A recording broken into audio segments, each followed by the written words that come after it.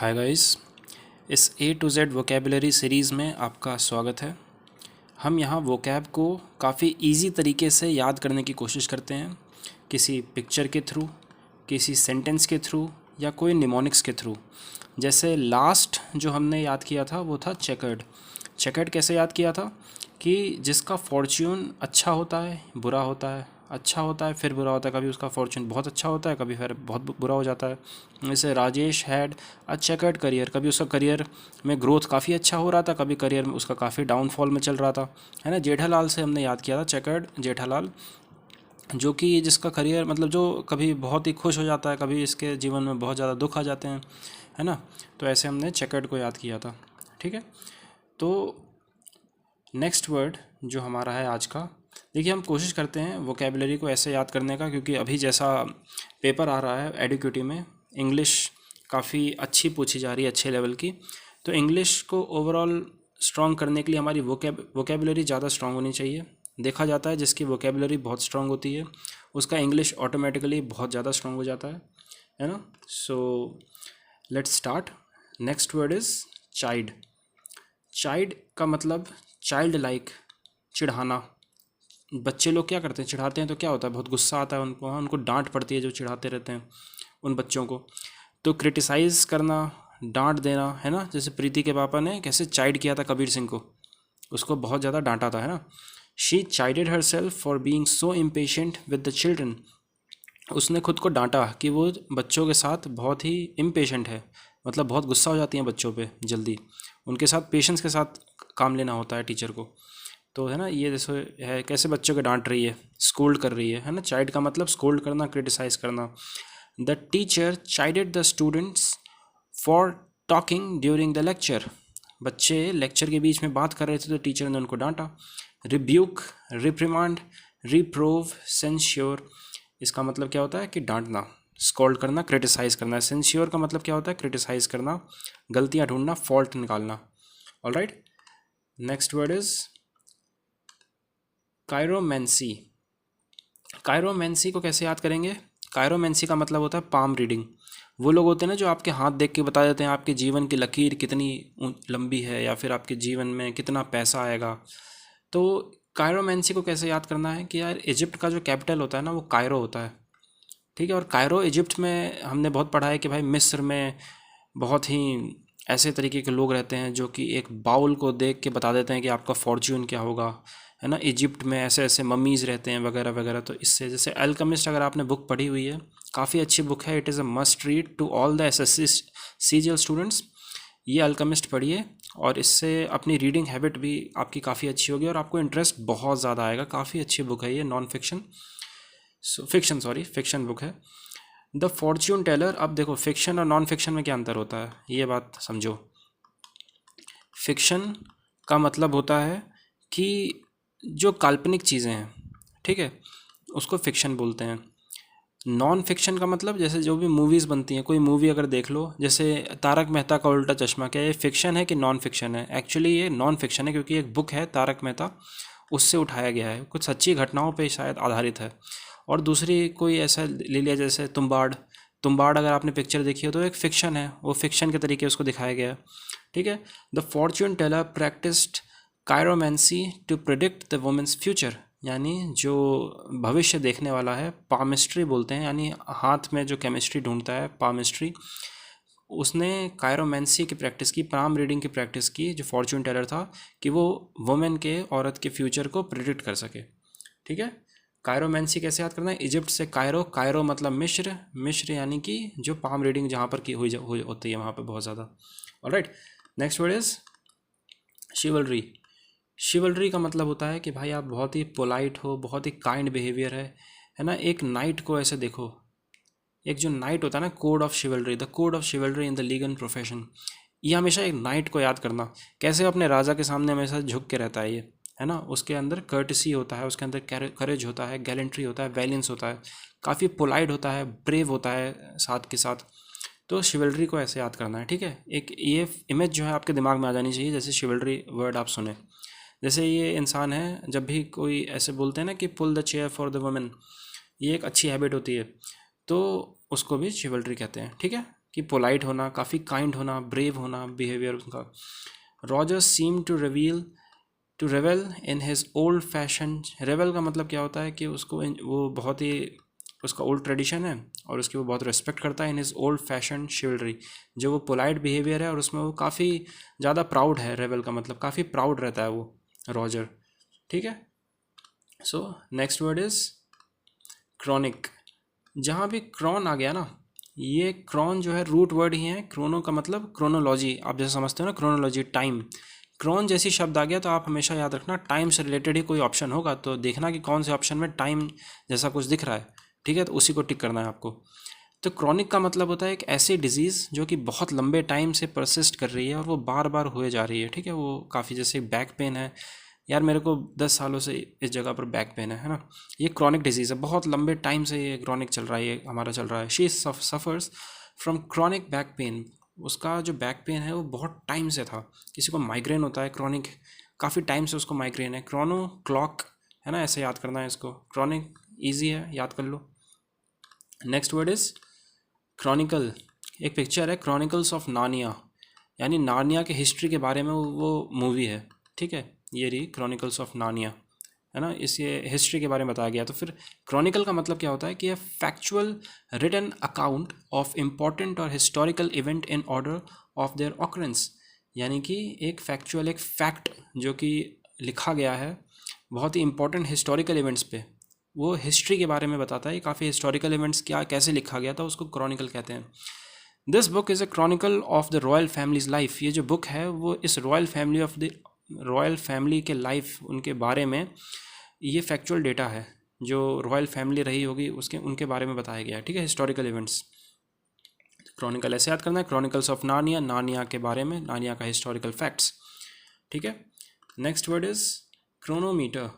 Chronometer का मतलब अब क्या होता है कि ये एक ऐसा इंस्ट्रूमेंट होता है जो कि टाइम को बिल्कुल प्रिसाइजली, एकदम एक्यूरेट टाइम बताता है, इररिस्पेक्टिव ऑफ कि बाहर टेम्परेचर कैसा है, ह्यूमिडिटी कैसा है या एयर प्रेशर कैसा है। इस टाइप का घड़ी जैसा ही होता है, जिसको हम मोस्टली, ये फिर सबमरीन्स में यूज़ होता है, मरीन में यूज़ होता है, ताकि जब पानी के नीचे जाएं तो वहाँ पर टेम्परेचर अलग होता है, ह्यूमिडिटी अलग होता है, एयर प्रेशर वहाँ पर अलग रहता है पानी के अंदर, है ना। बॉयन, अगर आपने बॉयन वो पढ़ा हो, बर्नौलीज थ्योरम पढ़ा हो, तो यहाँ प्रेशर कुछ और होता है पानी में। जैसे जैसे आप नीचे जाएंगे आपका प्रेशर बढ़ता जाएगा, P+ρgh, है ना, अगर आपको याद हो तो क्रोनोमीटर, इसका मतलब एक इंस्ट्रूमेंट जो कि टाइम बिल्कुल प्रिसाइजली बताता है, टू द सेकंड, एकदम प्रिसाइज होता है, सेकंड का भी, नैनो सेकंड में भी प्रिसाइज होता है ये।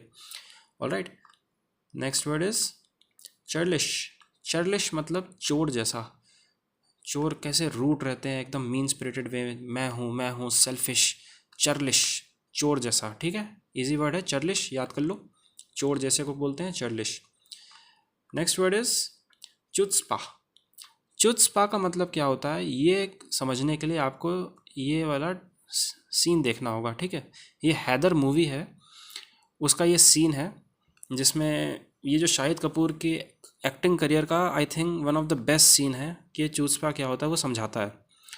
मैं बताऊं तो वो कहता है कि अगर एक बैंक में जैसे एक चोर घुसता है, ठीक है, एक बैंक है, ये नंबर 1, ये काउंटर नंबर 2, ये काउंटर नंबर 3, ठीक है।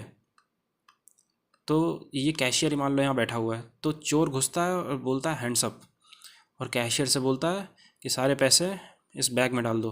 तो कैशियर जो है वो सारे पैसे इसके बैग में डाल देता है, ठीक है। फिर चोर इधर से चलते चलते चलते चलते यहाँ जाता है नंबर 1 पे और बोलता है कि एक्सक्यूज़ मी मैडम, मेरे को एक अकाउंट खोलना है ना।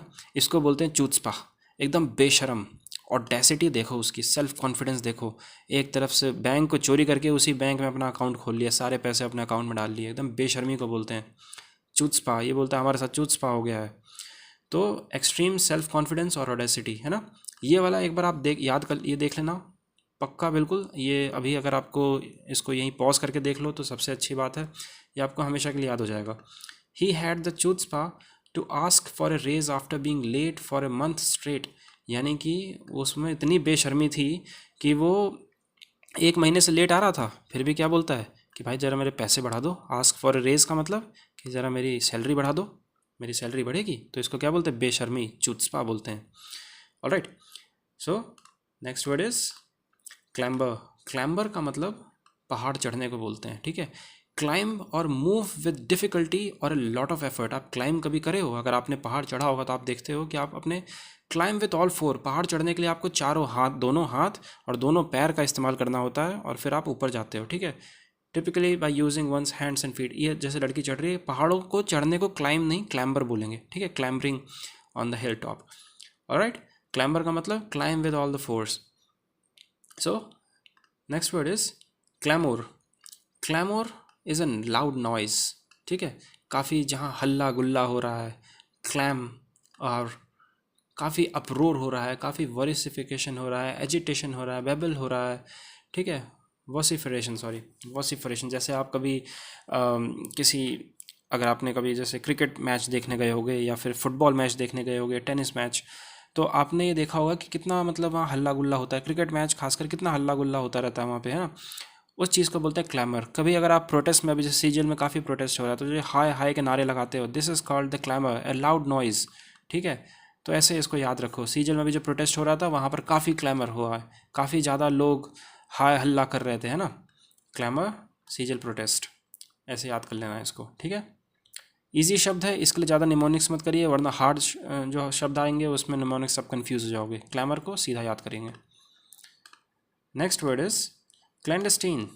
क्लैंडस्टीन यानी कि एक क्लैन है जो कि छुपा हुआ है। It is a village hidden in the leaf, village hidden in the rain, village hidden in the mist, है ना। ये अगर आपने नारुतो देखा होगा तो आप समझ जाओगे। क्लैंडस्टीन मतलब होता है कि कोई भी चीज़ जो कि सीक्रेटली किया गया हो, है ना, छुप छुपा के।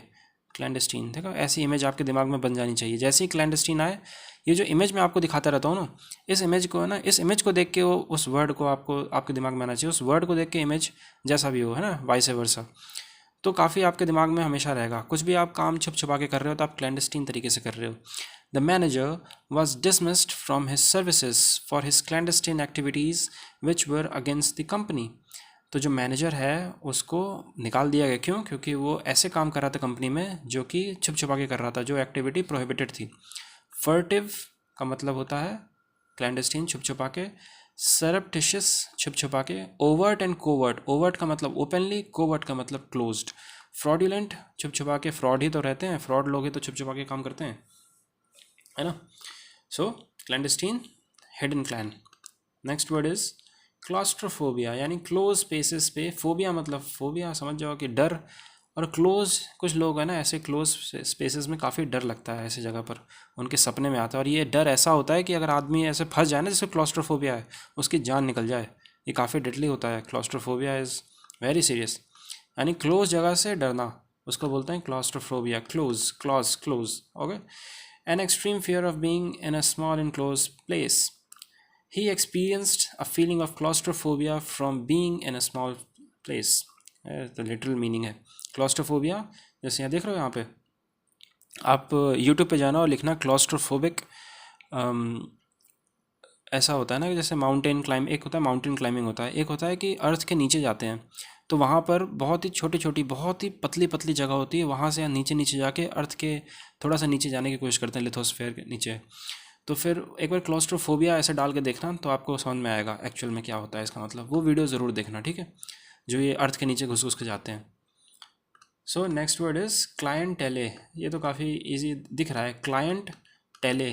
क्लाइंट प्लस टेले यानी कि all the customer in the business. आपके फ़ोन रिकॉर्ड्स में जितने भी कस्टमर्स हैं, जितने भी वगैरह वगैरह हैं, उन सब के आपके में नंबर रखे हुए हैं, उसको क्लाइंट टेले बोलते हैं।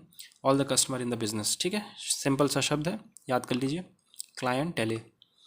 Next word is cleave. Cleave का मतलब, इस इमेज से आपको ध्यान में रखिए, क्लीव का मतलब सेपरेट कर देना। ये दोनों एक साथ हैं, सेपरेट कर दिया। एक तो ये मतलब होता है क्लीव का, एक होता है कि रिमेन फेथफुल। जो भी आपका विश्वास है उसको आप कभी त्याग नहीं रहे हो, उसको हमेशा साथ लेके चल रहे हो, है ना, उसको बोलते हैं क्लीव। एक होता है टू सेवर, एक होता है कि remain faithful. They just cleave the stone along the cracks and trim each piece with a hammer. यानी कि उन्होंने जितने भी स्टोन थे उनके क्रैक्स से उनको अलग कर दिया, और जितने भी उनके जो जितने भी पीसेस थे उसको ट्रिम, यानी उसको मतलब साइड साइड से सही से काटा गया हैमर के through. She teaches the principle she has cleaved to for more than 40 years, वो चीज़ें पढ़ाती थी जो वो 40 साल से जिस पे वो फेथफुल थी, जो उसका विश्वास था 40 साल से, तो वो पढ़ाती थी। मेनली रिलीजियस टॉपिक से पढ़ाती होगी। 40 साल से, 40 साल की औरत होगी, उसको 40 साल से हिंदुज़म के बारे में पता होगा तो हिंदुज़म पढ़ा रही होगी, बाइबल क्रिश्चियनिटी पढ़ा होगा तो क्रिश्चियनिटी प्रीच कर रही होगी। तो क्लीव का ऑल्सो मतलब होता है कार्व, डिससेवर, क्लिंग, कोहियर, है ना। इसके सिनोनिम से याद कर लीजिए। क्लीव का मतलब होता है, ये इमेज आना चाहिए कि एक चीज़ को दो भाग में कर दो, सेवर कर दो, है ना, या फिर किसी से रिमेन फेथफुल। ऑलराइट, काफ़ी हिपोक्रेट सा शब्द है ये, एक ही चीज़ दो चीज़ बताता है ये cleave. Next word is climb. Climb, climate, climb नहीं, क्लाइम, क्लाइमेट। तो एक रीजन जो कि उसके क्लाइमेट से जाना जाता है, जैसे कि ग्रीनलैंड उसके ठंड की वजह से जाना जाता है, नॉर्थ पोल या साउथ पोल ठंड की वजह से जाना जाता है, सहारा डेजर्ट उसकी गर्मी की वजह से जाना जाता है, थार डेजर्ट गर्मी की वजह से जाना जाता है, ठीक है। He left Britain for the sunnier climes of southern France. वो उसने ब्रिटेन क्यों छोड़ा? क्योंकि उसको सदर्न फ्रांस का जो यहाँ फ्रांस है उसके साउथ मोस्ट पार्ट का सनियर क्लाइमेट पसंद है। Condition, temperature, aridity, humidity. Easy word है क्लाइम, क्लाइमेट। आज वर्ड काफ़ी इजी आ रहे हैं, इसको नॉर्मली याद कीजिए। Next word is coagulate. इसका मतलब कि जैसे आपने कभी देखा है दूध की चर्निंग करते हैं, काफ़ी उसको हिलाते हैं ऐसे करके, है ना, एक स्पून लेके, तो दूध जो है वो थिक हो जाता है। और योगर्ट और चीज़ भी बनता है, मतलब दही बनता है उससे चीज़ बनता है, मक्खन बनता है, मक्खन से चीज़ बन जाता है, तो योगर्ट थिक होने पे। कोगुलेट का मतलब to become thick and partly solid, है ना। चीज़ बन जाता है, कैसे चीज़ सॉलिड हो जाता है ना दूध से ही, लिक्विड से सॉलिड हो जाना, उसको कोगुलेट बोलते हैं। The blood coagulates to stop wound from bleeding. तो जो ब्लड्स है ना उसमें जो WBCs होते हैं, वो जैसे यहाँ पर आपका स्किन है, हल्का सा यहाँ कट लग गया, तो जो WBCs है ना यहाँ पर आके जम जाते हैं और प्लेटलेट्स का फॉर्मेशन यहाँ पर करते हैं। WBC से करते हैं ना, आई डोंट नो। तो प्लेटलेट्स का यहाँ फॉर्मेशन वगैरह होता है और फिर यहाँ पर कोगुलेशन होता है, ये आपका ब्लीडिंग रुक जाता है यहाँ से, ठीक है। Condense, congeal, consolidate, gel, alright, इसके सिनोनिम्स हैं। Next word is कॉडिसिल।